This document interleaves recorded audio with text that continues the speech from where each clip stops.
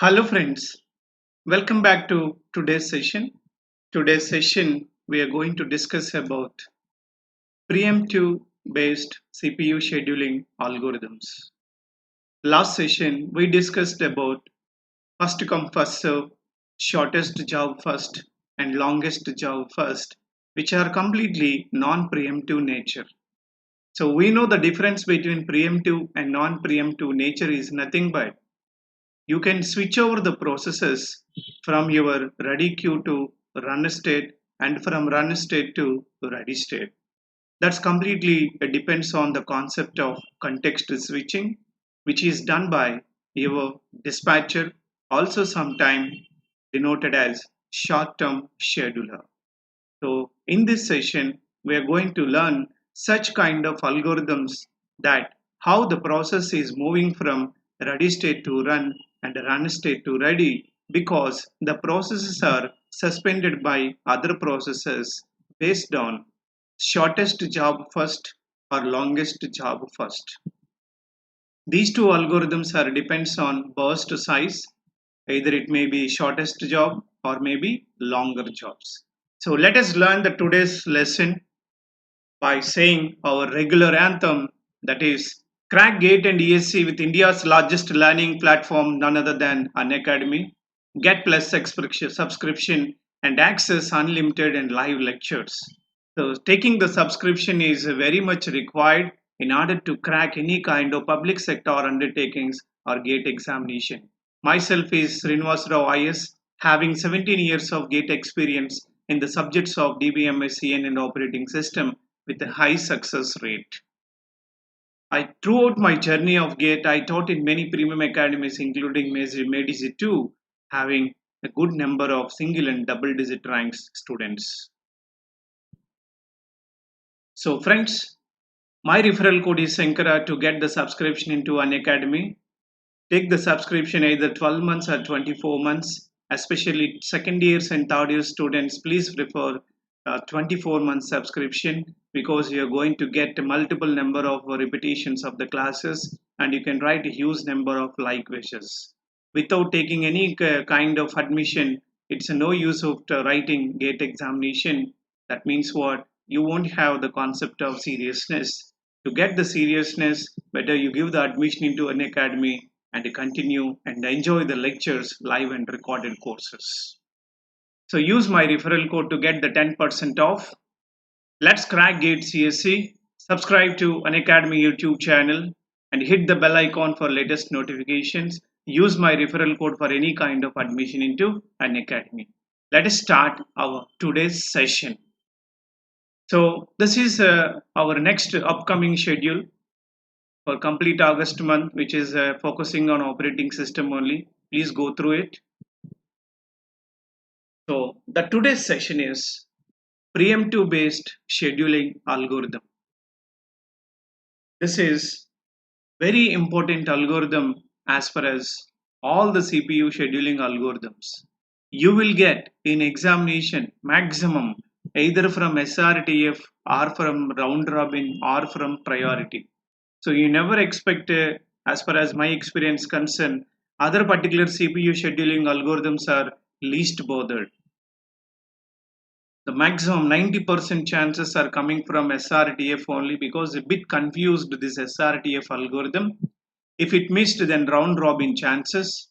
If it missed, then the other algorithm that is based on priority nature. So what is SRTF? We will look into that. So we know that today we are learning about preemptive based algorithms.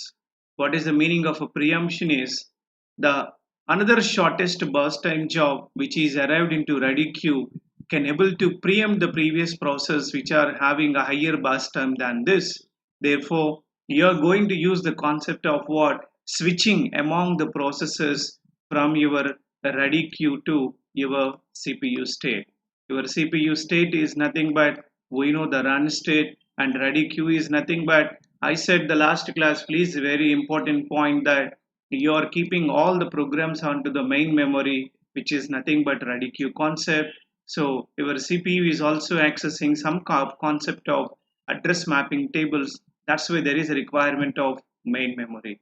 Now the processes are doing the contexting from one particular state to other particular state, because we are using the concept of what? Preemption. Last time we were not used any concept of a preemption because it is completely non-preemptive based. Whenever a process is accepted by CPU, unless and until the particular process is completed, we won't disturb that process. That means process has to release the resources voluntarily. But here the preemptive nature algorithms are processes are going to be the resources which are allocated to the processes are going to be released by force. That's the concept of preemption by others. So here this algorithm is based on shortest burst time. So the other important note is that if a burst time of any two processes is matched, then use the processes which has got lowest arrival time, which is as usually. What is the main difference between non-preemptive SJF and preemptive SJF? This is also called as a preemptive SJF. This is also shortest burst time only. We will call it as preemptive shortest job first. So what is the difference between that? We are having the concept of context switching from one process to other process. The CPU is busy in exchanging of these process from ready queue to CPU and CPU to ready queue. How does it happen? We will look into that. Please listen carefully the lecture. So please observe carefully. So we are using the concept of shortest job first. But you please understand that we are using the CPU scheduling algorithm because of only one reason. What is that? If ready queue has more than one process, if ready queue has more than one process, then we use, that is, shortest remaining time first, also called as shortest remaining job first, also called as preemptive SJF. These are the synonyms of your the currently learning algorithm. This is important point. So please be understand that whenever ready queue has got more than one process, then only we are going to choose this. And the other part is that arrival time is also very much important. Arrival time is nothing but the processes which are arrived to your ready queue. That's the meaning. So arrival to ready queue. This is very important. Okay, friends. Now let us see one example. Based on that, we will see tricky examples in today's session and special class 2. So what is the advantage? The advantage is that you don't have the concept of convoy effect, and you can able to use enhanced throughput. You can reduce average waiting time and turnaround time. The only one difference, what is that? Starvation to longer jobs, and it is very difficult to assess the burst time of the processes. If anybody asks you which is the best algorithm, this is a very important question. You can answer directly. Which is the best CPU scheduling algorithm? Which is the best CPU scheduling algorithm among all your algorithms? Algorithm which provides what? Least average turnaround time and average waiting time. So if you know the answer, please give from the comment if you are in the live. Now you observe. So the solution we will look at afterwards once you after typing the comment. My question is, among all the many number of CPU scheduling algorithms are there, which is the best CPU scheduling algorithm which gives average turnaround time and average waiting time much be lesser than anybody else. So many are responding from round robin and some are responding from priority, but the answer is that is shortest job first. Either you can go to preemptive or you can go to non-preemptive. This is your answer. Okay, friends. Now let us look at into the first problem. The CPU scheduling algorithm is completely numerical based only. And 1 mark you may expect theoretical questions based on process state diagram. That's also very important. Now listen carefully. So he is asking you to find average turnaround time and average waiting time. This is what his intention. Find average turnaround time and average waiting time. So before doing that, you first see that whether your particular this is process table. Please understand, this is your process table.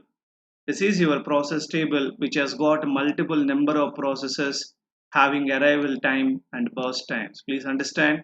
Again, I am making it as what? Process table. Process table consists of your number of processes also having a pointers to your process control block. Now observe carefully. Is that all the process are arrived in ascending order or not? Yes, they are already arrived in ascending order. Therefore, there is no need of shuffling to ascending order. So already it is there. Now directly we start find a what? Completion time, and we are start finding a what? Turnaround time, and we start finding a what? Your waiting time.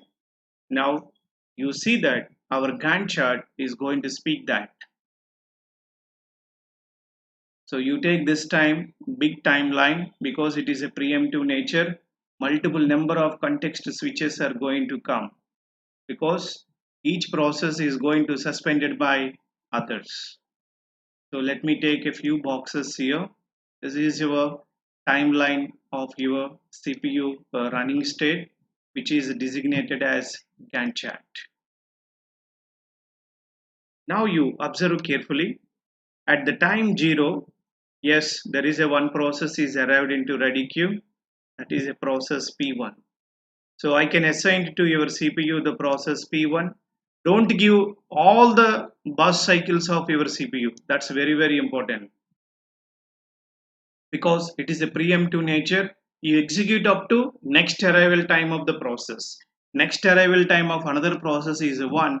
Therefore, I am executing only 1 unit and balance is 6. Don't give all the 7 units. Because we try to compare every time that which process is having a least burst time. That's why you execute only 1 unit of time and plus 1. So we reach to 1. Now you observe, by reaching to your timeline is 1, you are having a P1 with you and one more process is also entered, that is a what? P2. Now you see that P2 has got 5 burst time and P1 balance has got 6 burst time. Therefore, we will assign P2 here because between these two, this is having the least burst time as we are using the concept of what? Shortest job first in preemptive nature. Now I executed P2 up to the next arrival time. Next arrival time of the process is 2. So I executed only 1 unit of time and balance, if you observe that, the balance is still 4 units of CPU processors required. Now you see the next it is ended with 2. And now by reaching to your timeline 2, already 2 processes are carrying on, that is a P1 is carrying on with you and P3 is also carrying on, P2 is also carrying on, and one more process also came, that is a what? P3. You put that P3 also in queue. Now you check this and this and this, which has got the least time. The P3 has got the least time. You execute up to next arrival time of next processes. Therefore,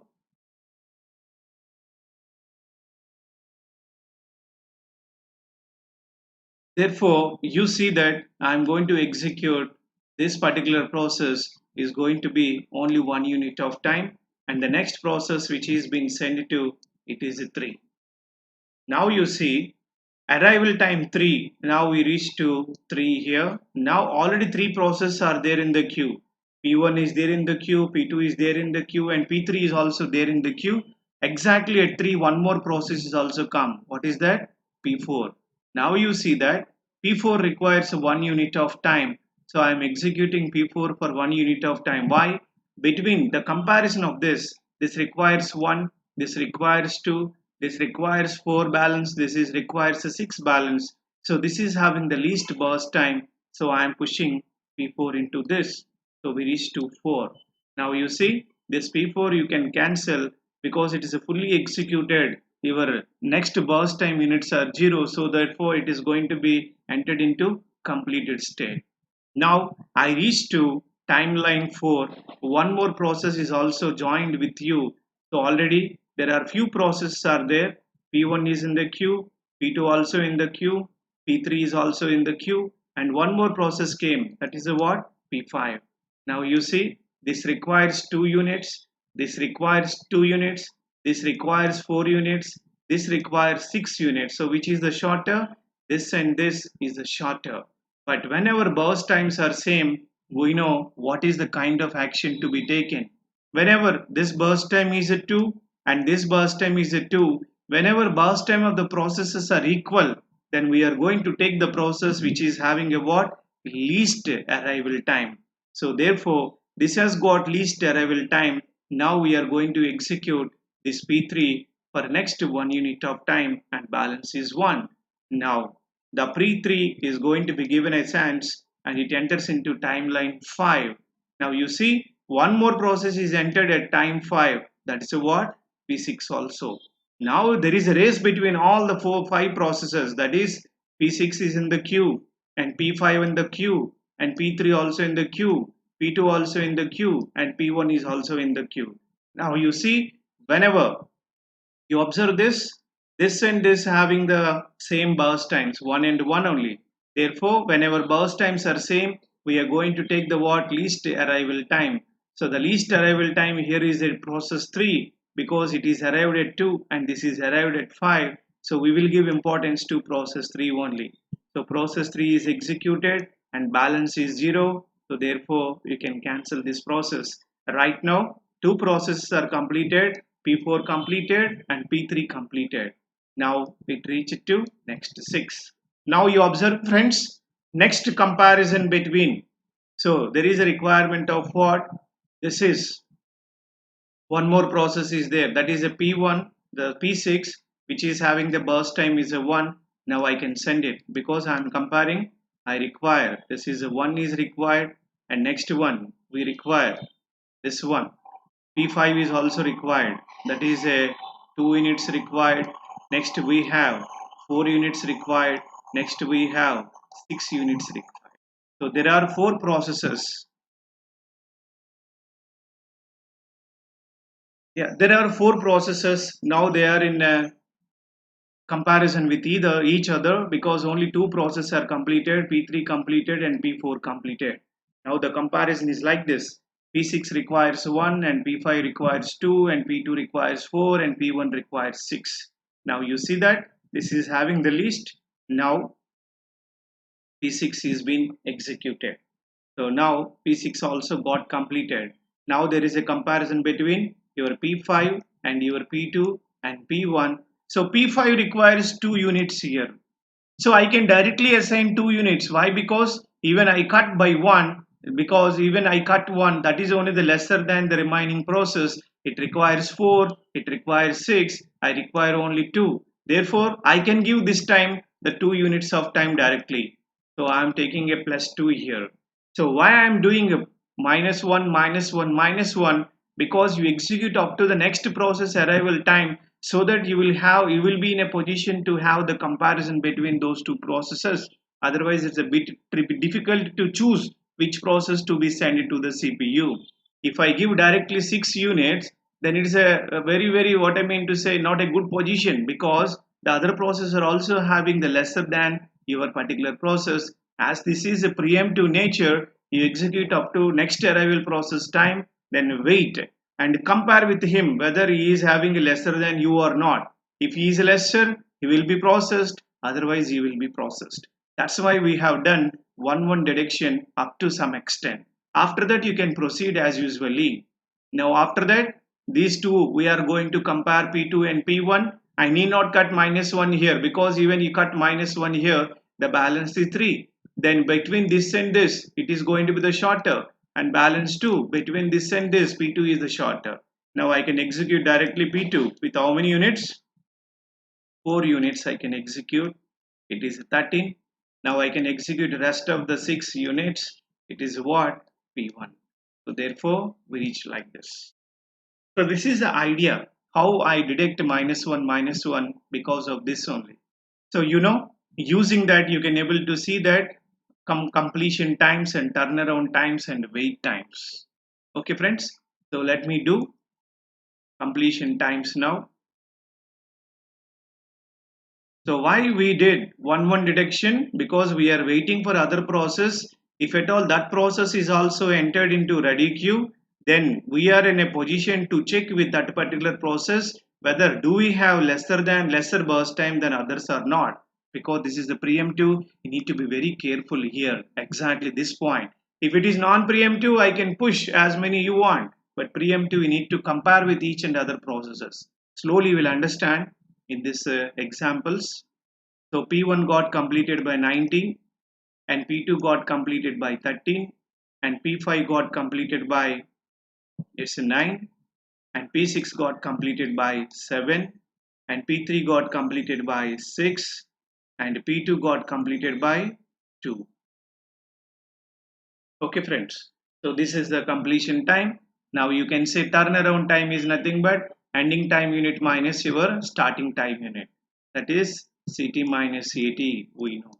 So CT minus AT, it is your 19 units it took to complete its process. This is 13 minus 1, it's a 12 here, 6 minus 2, it is a 4 here, and this is process P4.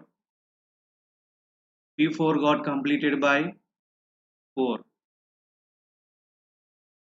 Now it is a 4 minus 3, it is a 1, and 9 minus 4, it is a 5, and 7 minus 5, it is 2.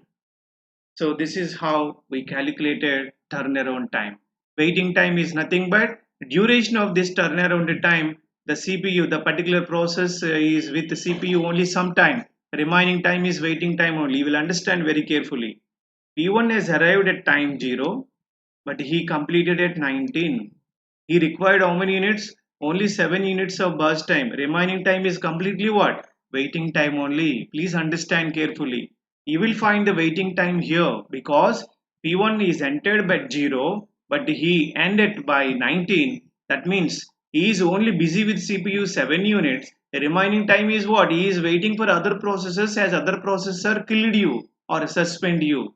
Therefore, this is what is the meaning of waiting time. What is waiting time?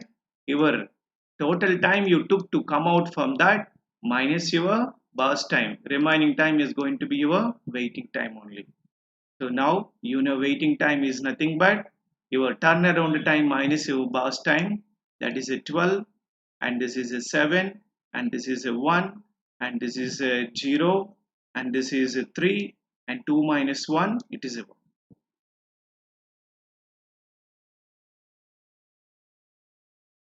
So this is what is the meaning of the first example of your shortest job first in preemptive nature, also called as shortest remaining time first, also called as shortest remaining job first. Please look at the next example. If you people could do, you could do yourself. Then let me also do. Evening session, I will hand over to you the problems. You are responsible to do that. First, let me complete everything because some second year and third year students are there in the live session. Now you observe friends, this is the second example. What is the second example? So he is asking you to find it. Completion times or turnaround time, or you can also call it as a waiting time using shortest remaining time first. This is your exact question. Here arrival times are in a mixed order.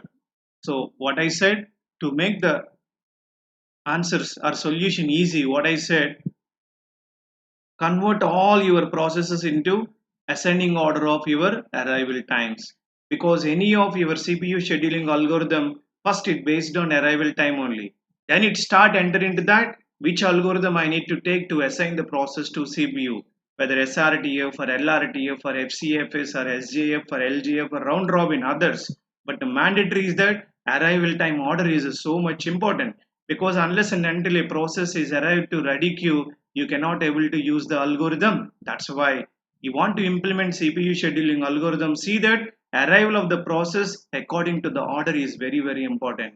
Therefore, here SRTF is also following what? Arrival time, and now I am also following what? Least burst time. Now you see arrival time P5 has come, so I am changing now. P5 has come and as in the first line, then after that P4 has come, arrival time 2, then P6 also arrived at the same time by 2, then P1 has come at arrival time 3, then P2 has come at arrival 4, then P3 has come at arrival 5. So I have shifted according to arrival time of the process, which is easier to the solution.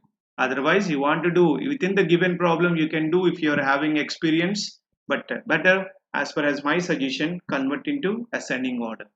Now you take the Gantt chart here. So you please observe.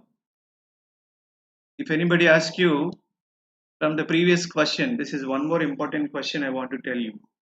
If anybody asks you how many context switches are there in this, please understand my question. How many context switches are there? Observe, friends. Look at this Gantt chart diagram and tell me how many context switches are there. Anybody please respond. So from this diagram, how many context switches are there? This is one of your previous very important GATE question. You can please type from the comment. If it is correct, continue. Otherwise, I will tell you how many context switches. Yes, somebody has come with 10 context switches. Why? Let us see now. Let me tell you why 10 context switch. So this is a one context switch, one line. This is a one context switch. This is a one context switch. This is next context switch, gaps. This is next context switch, and this is next context switch, and this is next context switch, and this is next context switch, and this is next context switch. I think so. You might be counted like this only. So 1, 2, 3, 4, 5, 6, 7, 8, 9, 10. Right? 10 context switches. But here small deviation I will tell you. Observe carefully. P3 and P3 side by side they are executing. Please understand carefully. P3 and P3 side by side they are executing. It's not a context switch. Please understand carefully. Right? It's not a context switch. Context switch is nothing but what? In order exchanging of other process from ready queue to run state. That's what. My intention is one process will be in ready queue and one process will be in run. Again, one process will come into ready queue and the other process will come into run state. So side by side, it is only what? It is not at all a context switch only. Therefore, and it is, you can say that total 9 context switches. But don't forget one more context is also there. What is that? Starting of the process is also one context switch. Whenever a process is entered into your CPU, it is also one context switch only, because initially no process are there, you are occupying it, so you are taking one context switch. Therefore you see here, so this is a one context switch, this is second, third, 4, 5, 6, 7, 8, 9, 10, and ending also one context switch. Don't forget to add starting of the process and ending of the process. They are also what? Context switches only. Okay, friends. So total how many context switches? Starting 1, and this is 2 and 3 and 4 and 5, and this is completely at 6, and this is 7, and this is 8, and this is 9, and this is 10, and this is 11. So 11, which consists of what? Starting context switch, as well as consist of what? Ending context switch. In exam he asked that exclude starting and ending context switches. So in that case I can take -2. Your answer is 9. But as far as this question, your answer is 11. Okay. So come to, whenever one process is in CPU, all other processes must be in a ready queue or IO queue. But here there is no concept of IO is given. So our intention is that the switching is in between what? Your ready queue and run state only. Please observe. Now you see starting at 0. No one is there at 0. So CPU is idle. So at 1, P5 is entered. So I am taking only 1 unit, 7 is the balance. Next at 2, already P5 is in the queue. Please observe. At 2, one more process has come, that is a P4. Now there is a race. Observe carefully. This has got and this has got least. That means P6 and P2 has got the least. So whenever burst times are same, we are going to take a what? Lowest arrival ID. So here lowest arrival ID is nothing but what? In that case P2 only. So that is, this is arrival time is a 2, and therefore I am processing what? P6 once again. So this time you cut 1 and balance is 1.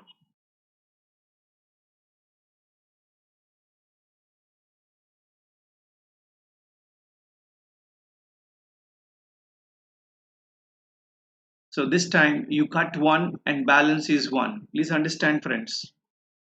So exactly at a time P4, I am repeating here only crucial point, stable. Please understand. Exactly at a time T4, P2 is also entered with the burst time 2, and P6 is also with the burst time 2. Remaining all are higher than these two. So whenever burst time is equal between P6 and P2, what do? Arrival IDs we are going to take. So P2 has arrived at 4, P6 is arrived at 2, so we are giving a preference to P6 once again. So P6 is executed for 1 unit of time, and balance is 1. Now you understand? Other processes all are in carrying only.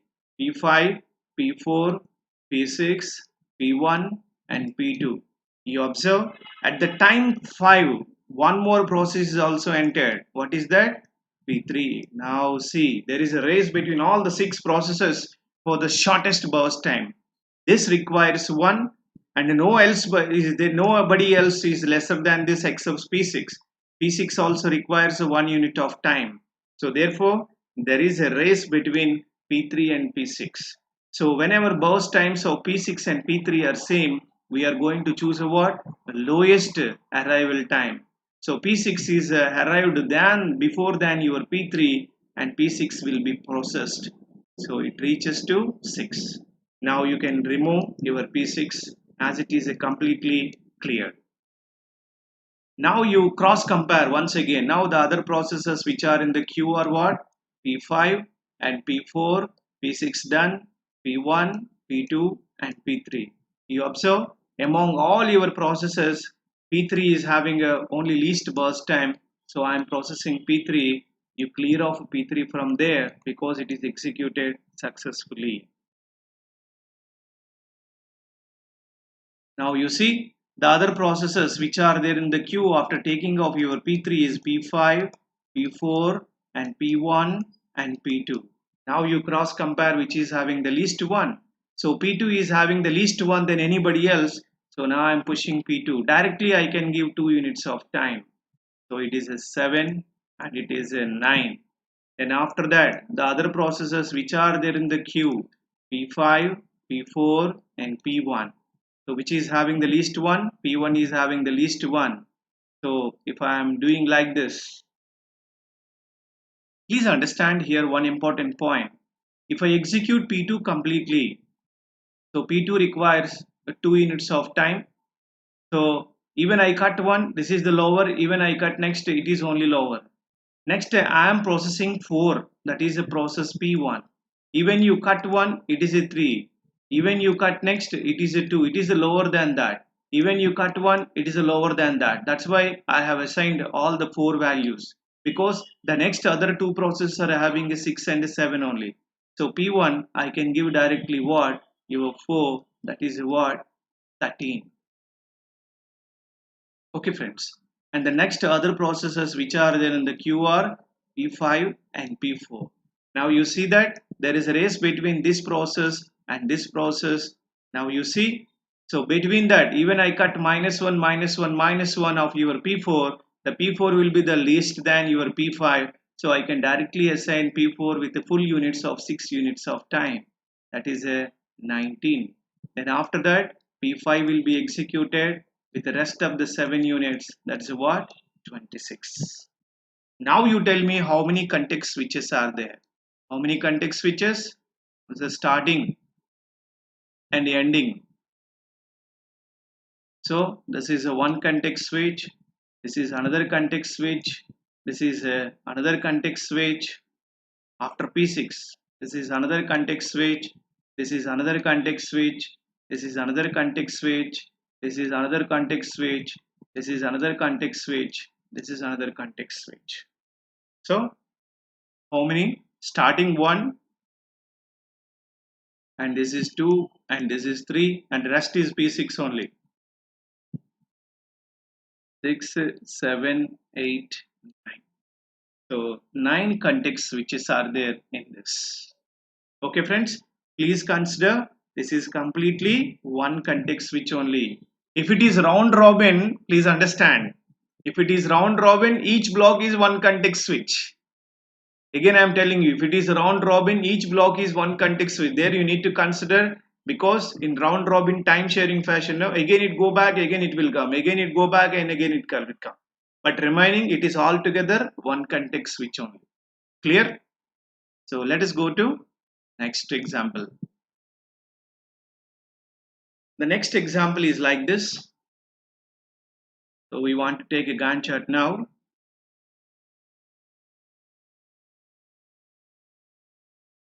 So here also the given question having mixed arrival times. Therefore, I shuffled it according to lowest arrival time.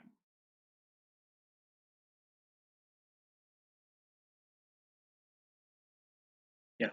So now we are doing once again shortest remaining time first, which requires arrival time and the shortest burst time. So after mapping, you got this is the scenario. So now let us see. At 0, nobody is there in the queue. So I can take that the CPU is idle. 2 units of time the CPU is idle. Now exactly 2, the one process has come, that is a P1. Please give only 1. So that is a P1. You can give also 2 units, no doubt, but let us see P1. Then after that, it is a 3. The race P1 is there. Exactly 3. P4 is also arrived. So take P4, executes. So which is having the least one. So P4 or P1, I require 6 and P1 requires 7. I require this much only. Balance is 5. I am processing P4 now. The timeline is 4. P1 is in the queue and P4 in the queue. And now, anybody is entered at 4. Please, this is a typical point. Please observe carefully. So 2 processes are executed so far, but still they are in the ready queue. They have not yet completed. Please see, exactly the timeline is a 4. No other process have come. Please understand. The next process has come at 5, but duration of this 4 to 5, the CPU is not going to be idle. Among these two, only one of the process will be shifted because other processes have not entered into the ready queue. Therefore, you cross compare between P1 and P4. I require 5, he requires 7, and the balance is 4. So P4 will be processed once again. Now still they are carry forwarding P1 and P4. Exactly at 5, one more process is also come. That's a P5. So among this, I require 4, you also require 4. So based whenever burst times are same, then we are going to take what? The lowest arrival time. Again the P4 is entered here. So it executed 1 unit of time. Q is carry forwarding P1, P4 and P5. At 6, 2 processes have come. That is a P3 and P6. Now you observe. So therefore here what happened? P4 is executed 1 unit of time and balance is 3. Now you see, this requires 6, this requires 2, this requires 4, I require 3 and he requires 7. So this is the shorter, you give only 1. Then P3 will be executed now because P3 is in the queue. executed. Now P1 and P4 and P5 and P3 and P6. So balance is 1. Now exactly duration of 0 to 7, one more process have come. So that is what? P2. Now all process in ready queue. Now we need to compare with everyone. I require one, you also require one. Nobody else there. Therefore, the race is between P3 and P2. Whenever burst times are same, we need to choose that lowest arrival time. So this is arrived at 6, I arrived at 7, so P3 will be processed once again. It executed completely and removed from the queue. It's a time 8. So now P1 and P4 and P5, remove P3, P6 and P2. Which is the shorter? P2 is the shorter. So execute P2. So it is removed from the queue. Now in the queue, P1 and P4 and P5 and P6. So which is the shorter? This requires 4, this requires 6, this requires 3, this requires 7. So we will execute completely this. So P4 is also going to be removed from the queue. So how many? 4 units. 3 units. So therefore it is a what? 12. Now P1 and P5 and P6.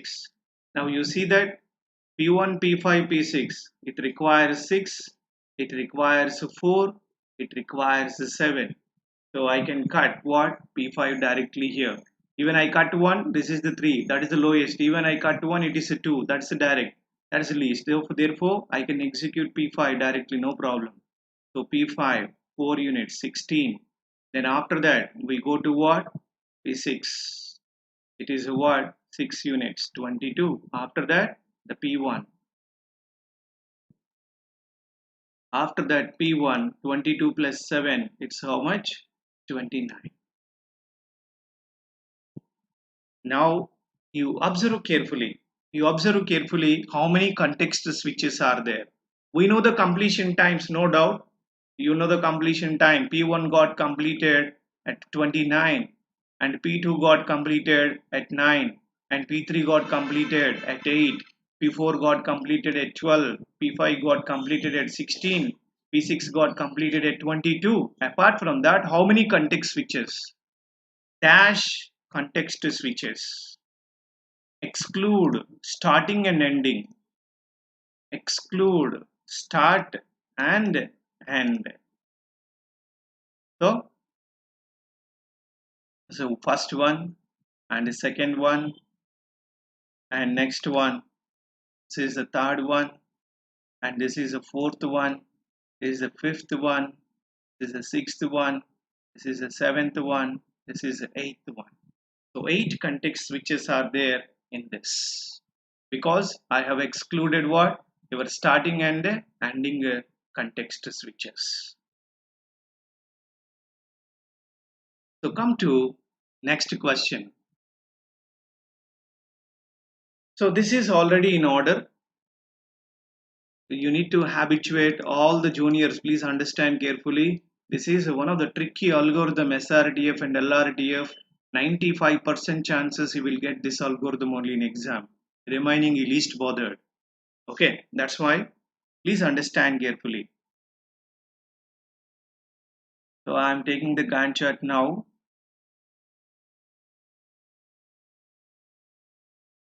So you take the different boxes for different processes.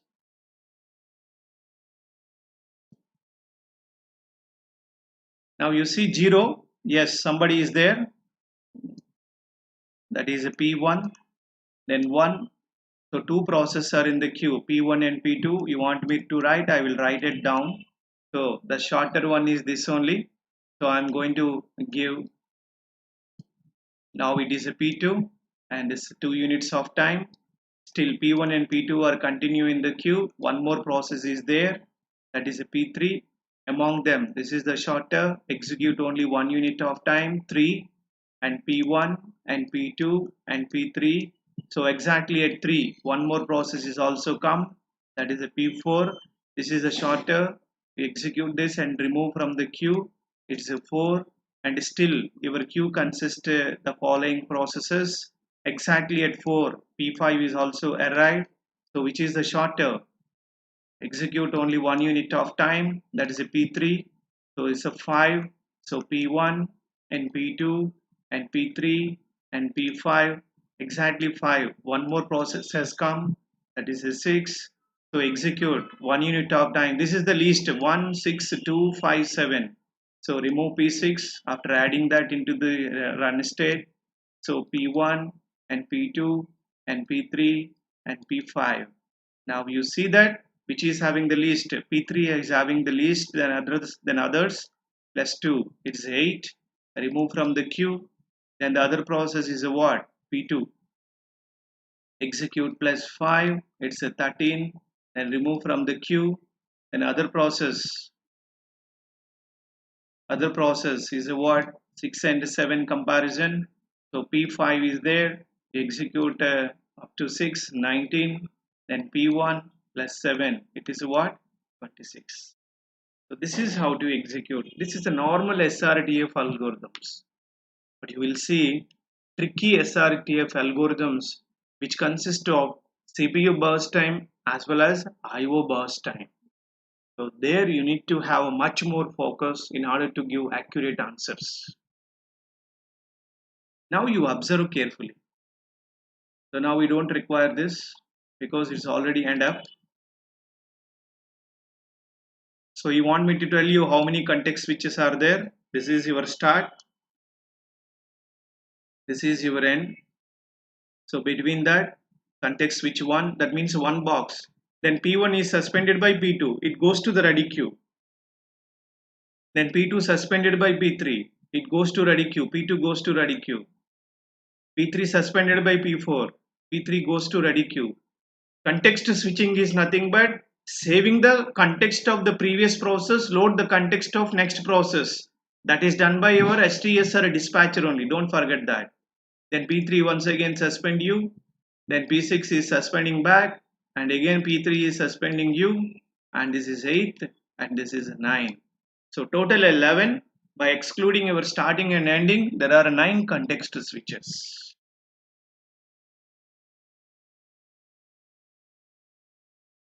Yeah, this is a beautiful question. Please see. This is one of your beautiful question, very important in the examinations. Without this, you cannot expect this kind of questions, compulsory. So you observe carefully what is the meaning of that. See, I am writing now ready queue and your run state and your block and wait state. This time he is talking about all the 3 processes. Now you see P1 is arrived at 0, so it started in ready queue P1 and it is been pushed to run because it is only arrived as a first process. It executes 1 unit of CPU. P1 is execute 1 burst time. Then immediately the particular P1 will send back to block because P1 is requested for what? IO request. This time we are seeing 2 burst times, IO burst time as well as the CPU burst time. Please understand carefully. So as soon as the P1 is arrived to your block and wait state, what will happen? The CPU is idle. Then immediately, as we are doing a multi-programming environment, the second process will be given to your CPU. That is a P2. Now P2 will join. It is executed 2 units of time. Please observe carefully. So P2 is executed 2 units of time. Again it comes for IO only. It requires 4 units of IO. So it requires how many units? 2 units of IO, which requires 4 units of IO. So then during that one more process is also arrived, that will also be given, that is a P3. Then that also will come into what? IO state only. This is how. So please observe, soon after completion of the IO of your P1, then again it comes back to ready queue. Then from ready queue again it go back and execute what? The rest of the CPU time. That means two parts of CPU, which is middle separated by your IO. So first, what are you doing? You have given to CPU, then you move to IO queue. Again, you are coming to what? CPU only. After that, your process is going to be end up. Unless and until if you not follow these three steps, it is invalid. So you need to see that first CPU will be executed, then your process will send back to IO, then it send back to CPU once again. So please understand how to solve this kind of problems. So I want to tell you like this, observe carefully. So I'm taking a Gantt chart now.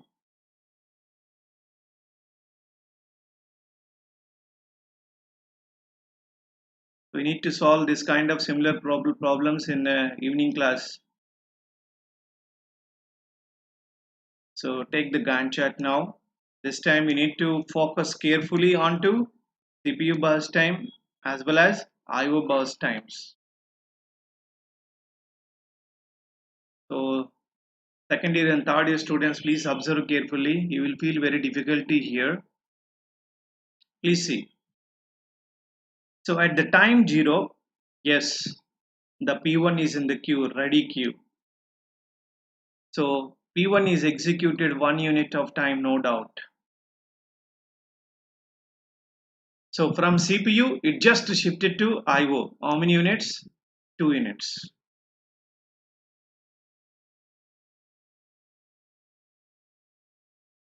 Observe friends carefully.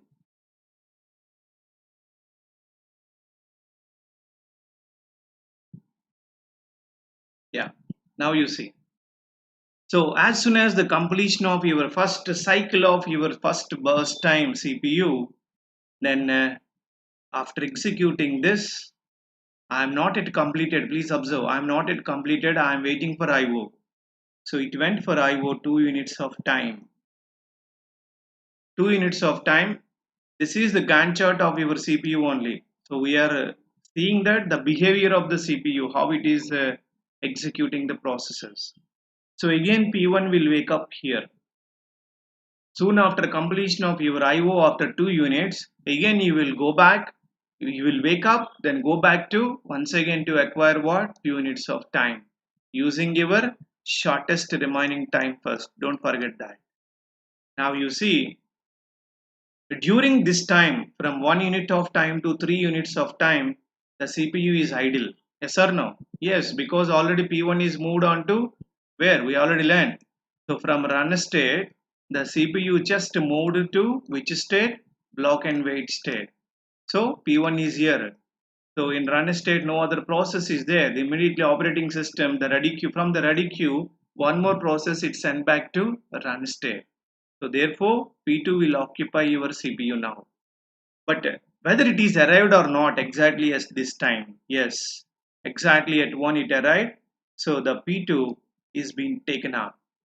Here, there is a one important thing. What is that important thing? Your IO time can be overlapped with input output time can be overlapped with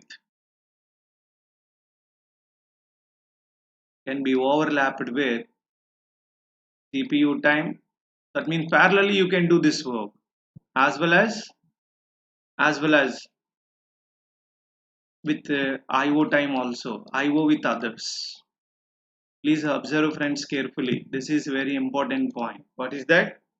While you are executing your input and output, that input and output time we are not going to consider that much serious, and that IO time can be overlapped with your CPU time because CPU is busy there and you are also busy in IO.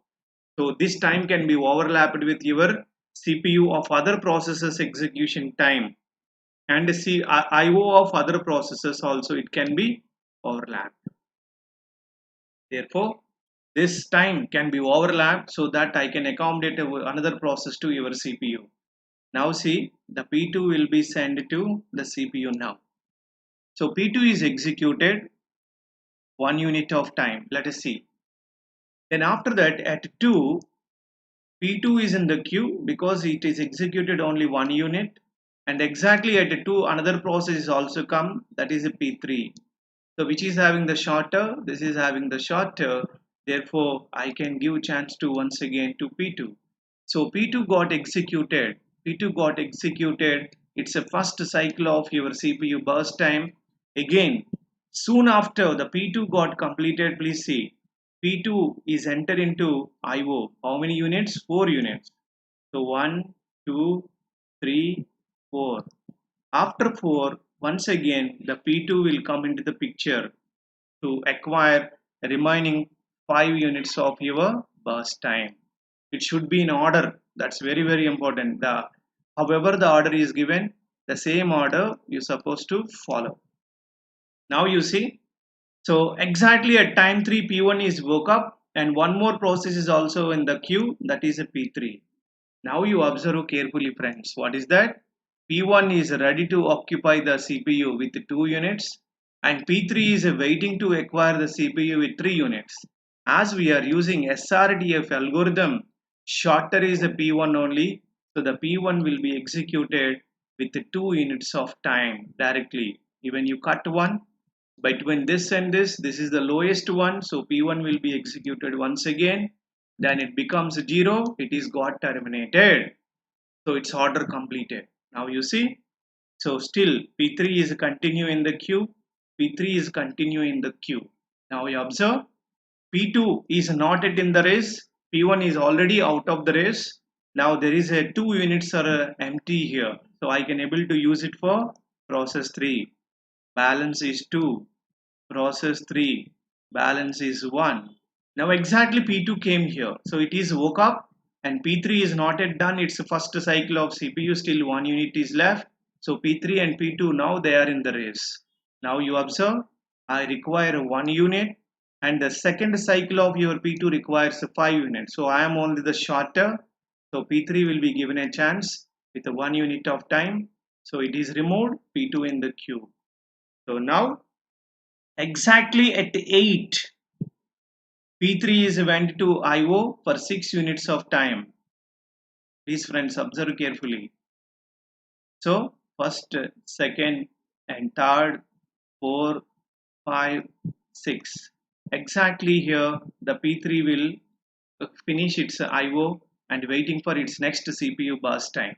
In the meanwhile, the P2 can be executed as it is having only one process.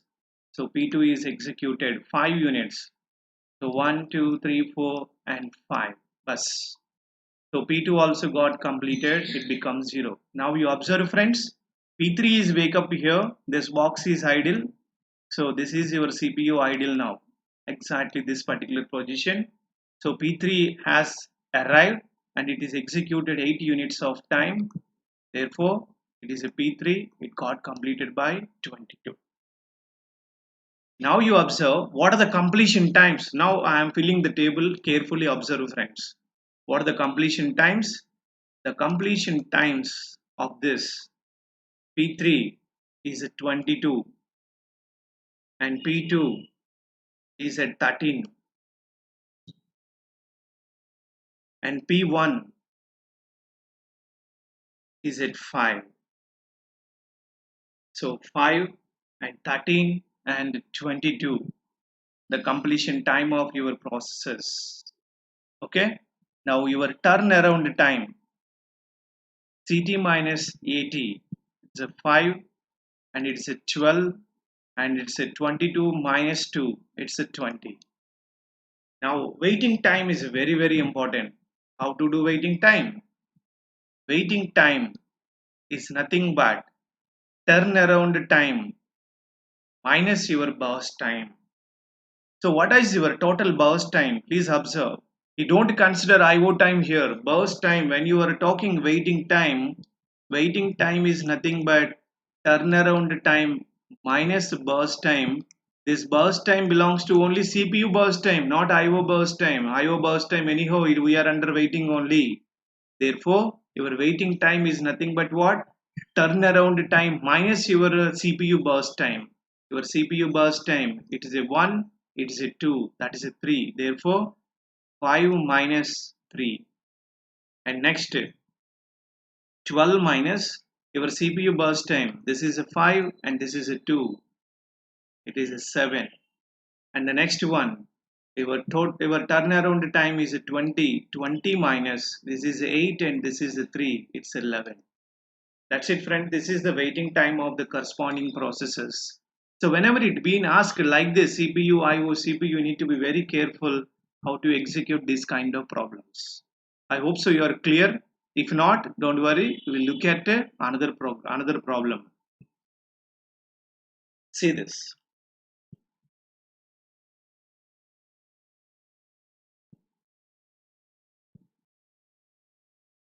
Please observe this question carefully, friends. Very, very important question this is. This is very, very important. 100%. You will get this kind of questions in the exam. You will get this kind of questions in the exam. Please understand, friends, this question. All of you, listen carefully. This is a difficult one than the previous. Because first they are waiting for IO, then they are going to CPU, then they are going to IO once again. Okay. This time scene is coming reverse. What is that? First a process is in a ready queue. First it is going to block and wait only. After block and wait, then the process will go back to CPU.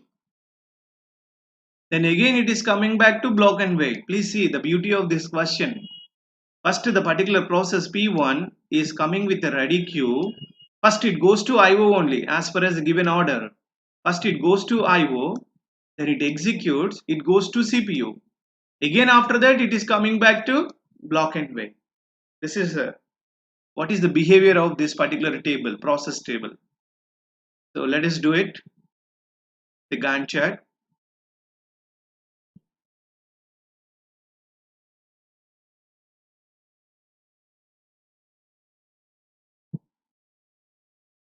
So look at, friends. There are a few blocks I am taking. Every block is nothing but one context switch. As you are using a preemptive algorithm, others may kill you.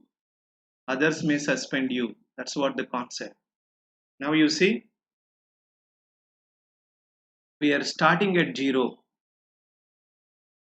So one process has come, that is a P1. We will not give to CPU. This is a CPU Gantt chart. Please observe carefully. This is a CPU Gantt chart. So by habituated that you are posting P1 here, executed 4 units of time, this is wrong. Because first you are going to where? Block and wait state only. Observe, friends, carefully. So don't give to your CPU. This is only this diagram for what? CPU only. Therefore, we are not giving. Let us timing 0, 1, 2, 3, 4, 5, 6, 7, 8. So 4 units of time. 0, 1, 2. This is 1, 2, 3, 4. 4 units of time is IO time of what? P1. P1 IO this is. Observe carefully. P1 is not given to CPU initially. It first starts with what? IO only. Then after completion of that, it is taking a 14 units of CPU. Clear? 14 units of CPU. If you observe this particular program carefully, between P1 and P2 and P3, this is the lowest one. 14 burst time.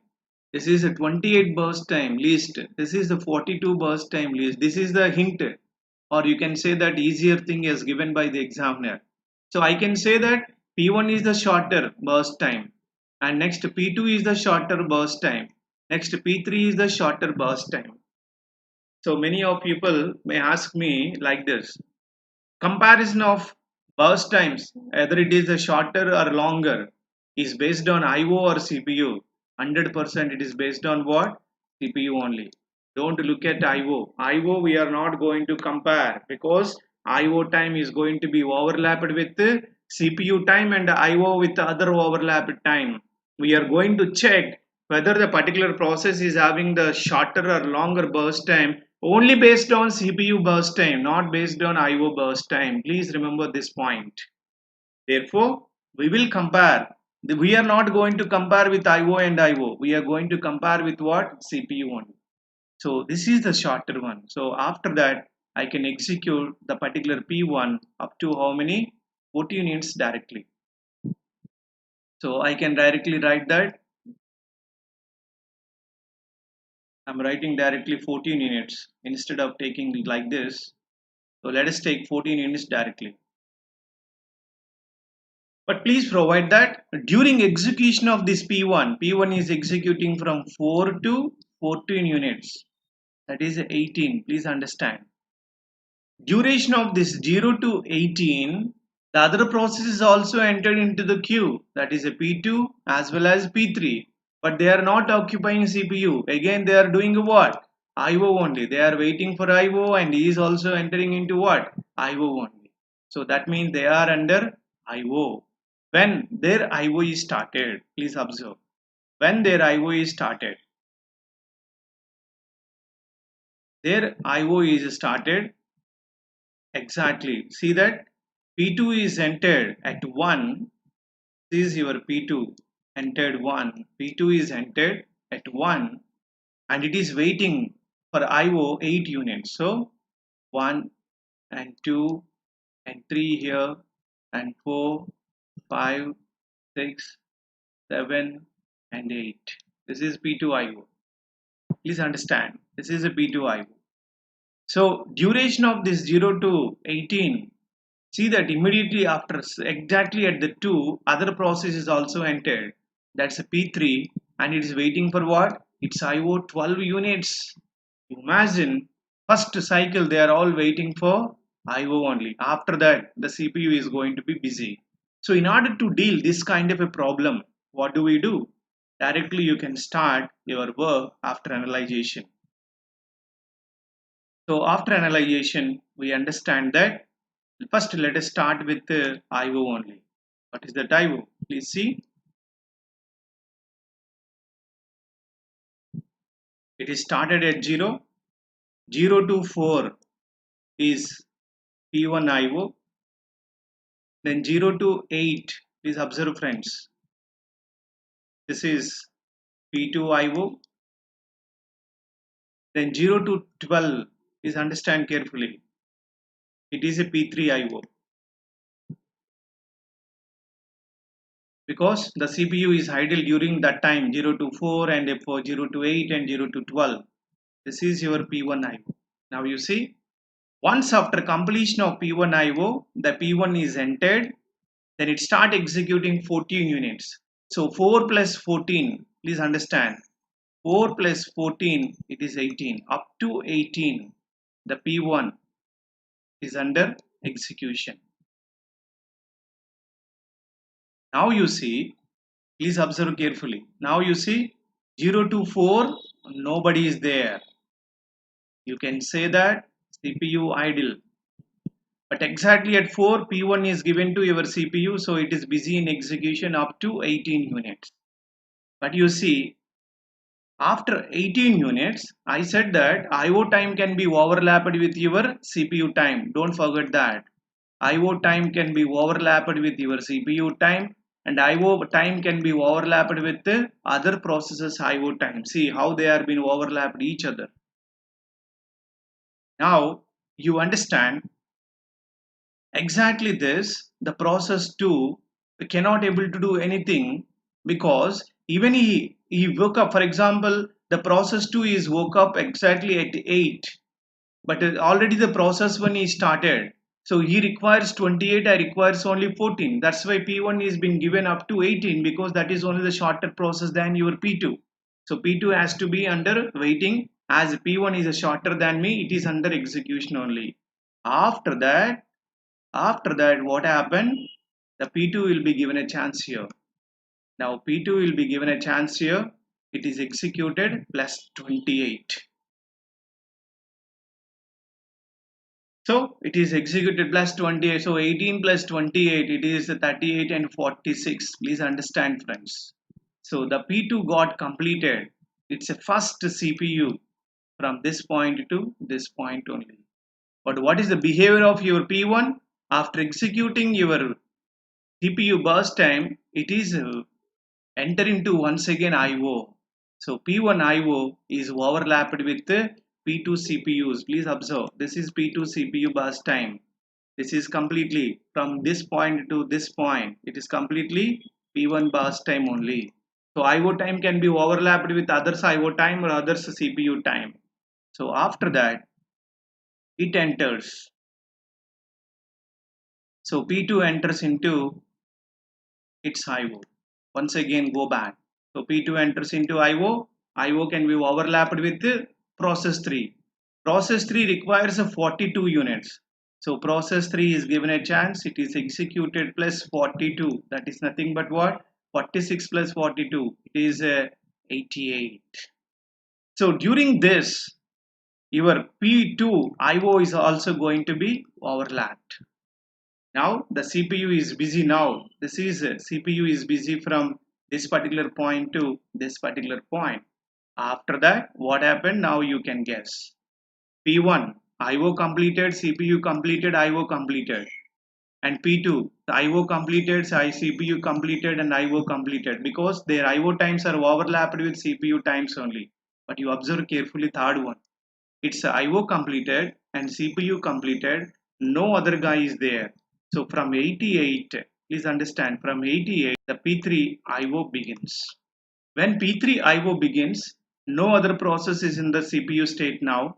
Therefore, you can say that from this particular point to this particular point, no other process is in the queue. So 88 plus 6, it is a 94.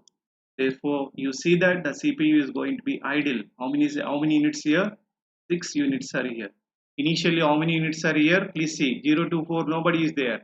Here 4 units are idle, here 6 units are idle. So total 10 units are idle. 10 units divided by 94 units. This is your percentage of idleness. Clear, friends? You see that how IO time can be overlapped with your CPU times. So now let us look at into next question. Yeah, this is similar to SRTF only, but this time we will be under % confusion in this, because this time we are going to take what?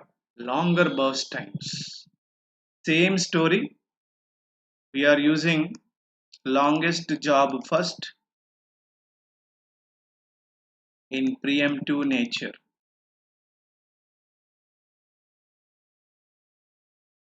So it is also requirement of what? Arrival times. Same advantages and disadvantages, no doubt. But you see that if anybody asks you the difference between SRTF and LRTF, which is the best one, SRTF and LRTF, even you do the same problem, you will 100% say that SRTF is going to be win it, because it is only provides less turnaround time and the lowest waiting time. So what is this question? Please understand this question. So already the processes are in ascending order. Now I am taking you to Gantt chart. Please understand, friends, carefully. This example is a very typical example.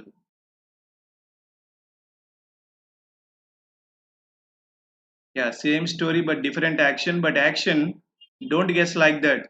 If you do blindly, your answer 100% will be wrong. You will witness in this example. Please understand carefully. This is a very typical example. So at 0, nobody is there. So at 1, the process 1 is there. Please understand, friends. Same story only, but patiently wait till the completion of this example. So P1 is started, which requires 2 units of time. Don't remove completely, give only 1. This is my advice till you get the experience. Plus 1, you entered into 2. Now P1 is in the queue, one more process is entered. that is a P2. Observe friends. This time we are looking a longer job first. So this requires 4, this requires 1. So which is having the longer one? P2 has got the longer one, cut only 1. So it is a 3.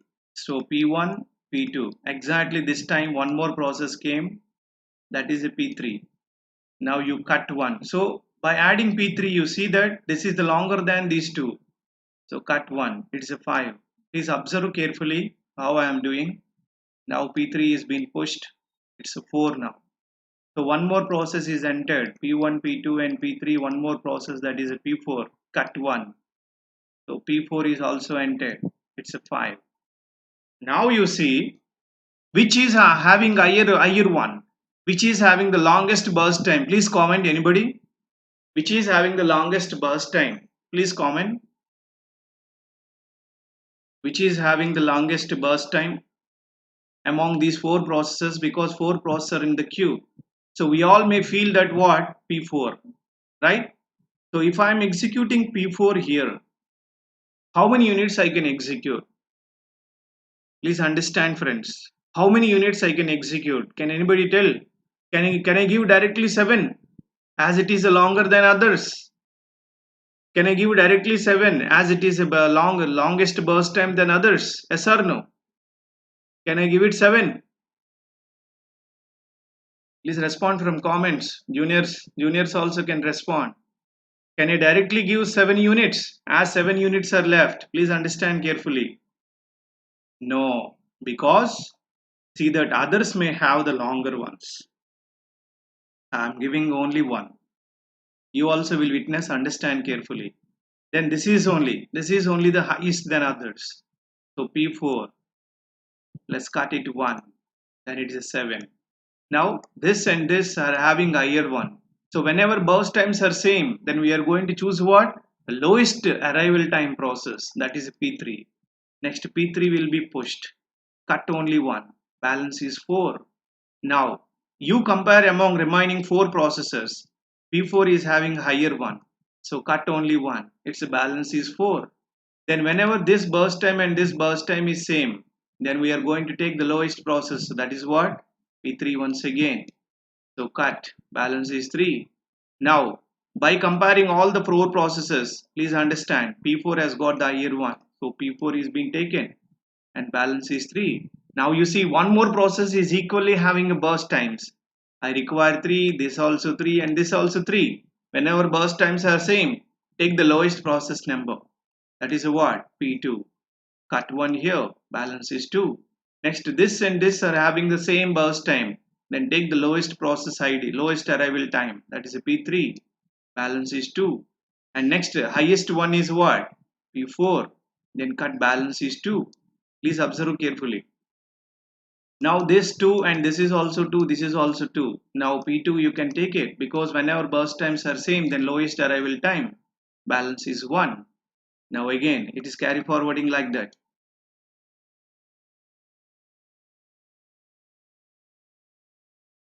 So it is carry forwarding once again such that so P2 will come, then it is executed, then balance is a 1, then after that P3 will be executed and its balance is a 1, then P4 will be executed, its balance is 1. Now you observe carefully. This is having a 1 and 1 and 1 and 1. Whenever burst times are same, then choose the lowest process number. That's a P1 and P2 and P3 and P4. That's it friends. This is how to do this kind of problems with LRDF, or also called as what? Longest job first with preemptive nature. Okay. So let us do. If there are any more problems, we will see. Yeah. This is the last problem for today's class. Last problem for today's class. We will solve and close the session.